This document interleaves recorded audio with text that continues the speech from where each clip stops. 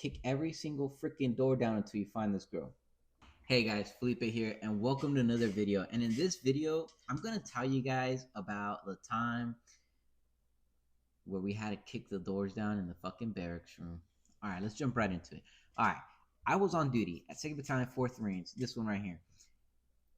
On duty, when you're on duty, you're standing a 24-hour post where you sit at a desk and you tour the area and you make sure Marines aren't doing stupid things, nothing's on fire. If there is, you're first responder, and you make sure everything's okay that night, right? That whole 24-hour shift is your shift. Something happens, you call your XO, your executive officer, or your colonel, all right?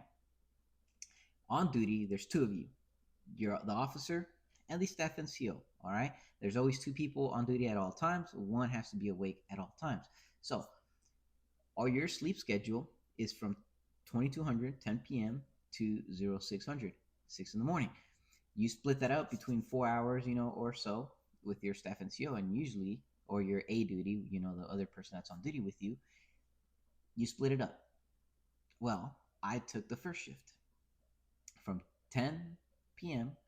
to 2 in the morning was my sleep period, right? So I went to sleep, nothing, didn't tour. Once one of you goes to sleep, the other one sits at the desk for the most part, doesn't tour.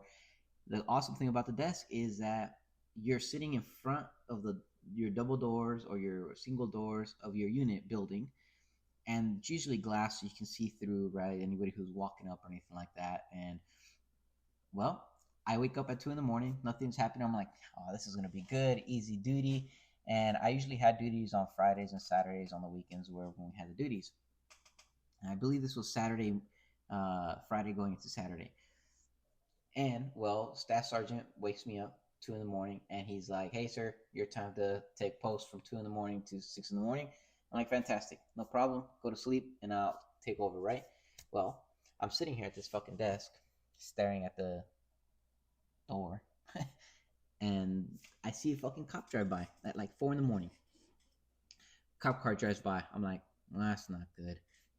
No shit. 3 minutes later, I got a call from my executive officer, the major at the unit, and he's like, "Has CID called you yet?" And I was like, "No, sir."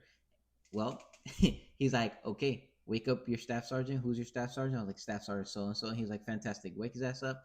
Go down to the barracks. Wake up all the duties. Call me when you have all the duties gathered around you." I was like, "Good to go, sir." I was like, "Fuck, man." I was like, "It's fucking close." I was 2 hours away from fucking calling it a day. Well, I wake up Staff Sergeant, like Staff Sergeant's pissed, right? He's only been asleep for like an hour, like 2 hours, right? Maybe an hour and a half if he fell asleep on time.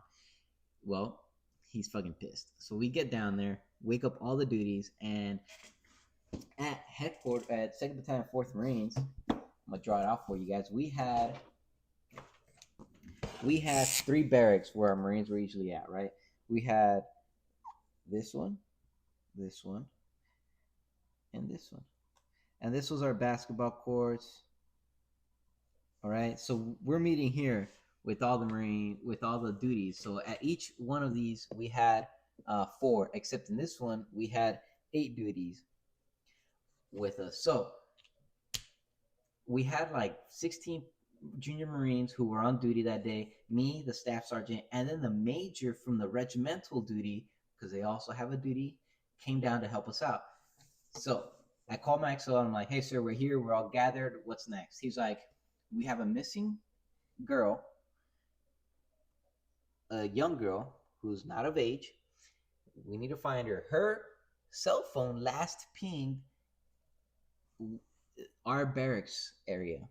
So they believed that she was in one of our barracks room." And we're like, "Okay, fantastic. What do you want us to do?" He's like, "Kick every single freaking door down until you find this girl." And we're like, "Good to go, sir." That's it. No questions asked. We fucking execute, right? So everybody took a third of the Marines. So I took this one, the major took this one, and the staff sergeant took this other one over here. Well, about an hour goes by, and we're freaking kicking all these doors down. And we like would knock on the door. We're like, "It's a duty, open up." If they didn't open up within like 10 seconds, we unlock the door, we walk in. And a lot of these rooms were joined by like a restroom and a shower. They shared, so 2 rooms always shared the restroom and the shower. So we'd walk in, cross through the shower, and come out the other barracks room. And you know, there's always some crazy shit going on. Like some Marines had females in there, and they're not supposed to have overnight guests. But you know, like who can blame them? It's gonna fucking happen, right? And all I did was like I would ask was like, how old are you? You're of age? What's your name? Okay, fantastic. Moving on, because we were looking for this specific girl who was 15. She was underage. Uh, Her cousin. Let me pause right there. How did we end up in this position? Her cousin and this 15-year-old girl went on a date with some two Marines. The two Marines brought them back on base, and they were driving through base, and something happened. They got into it with the cousin who was a little older, and they kicked her out in the fucking middle of the road, in the middle of nowhere on Camp Pendleton. And if you guys know Camp Pendleton, there's these roads, you know, and they take you to different units, and like from the freaking front entrance of the base to 62 area, if you cross through the base, it's like a 40-minute drive. So they dump her on the side of one of these roads, right? But the cousin didn't go with her, so it was just her. They kicked her out and then fucking left her there. And they went back to the barracks room.